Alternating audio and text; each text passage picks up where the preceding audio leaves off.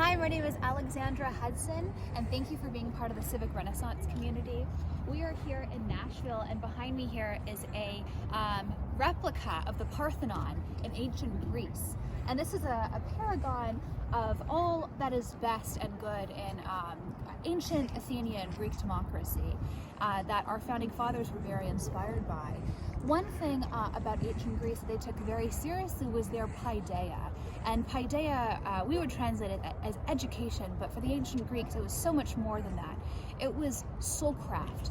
It was cultural and character formation, which is very different from what our modern educational system is like. And I love this. The Latinization of the Greek concept of Paideia is humanitas, and humanitas literally means love of humanity.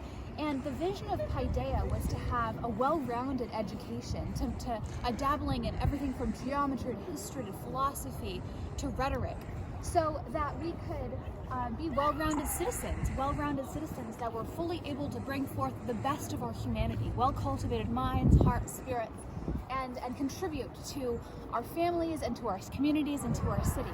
I love that vision of education. It was also incredibly important to the humanists in the Renaissance period.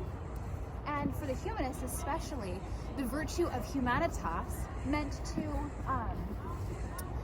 to orient our loves and help us love our fellow man. And that's really what education is. We've lost that sense that education it's not just indoctrination. It's not just pouring knowledge into people's heads. It's helping us.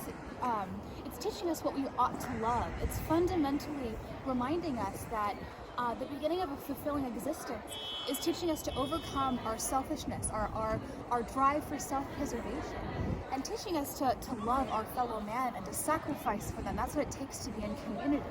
And in fact, humanitas was a synonym for civility, this word that we hear a lot about today, often critically.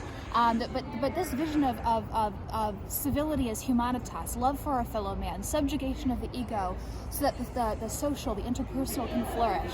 That's the vision of civility that I think is that goes hand in hand with education and teaching us to love one another as we love ourselves. That's the vision of civility that I think we need now more than ever in this divided time. What do you think? I'd love to hear from you. And in the meantime, thanks for being here. Thanks for tuning in to this episode of Civic Renaissance.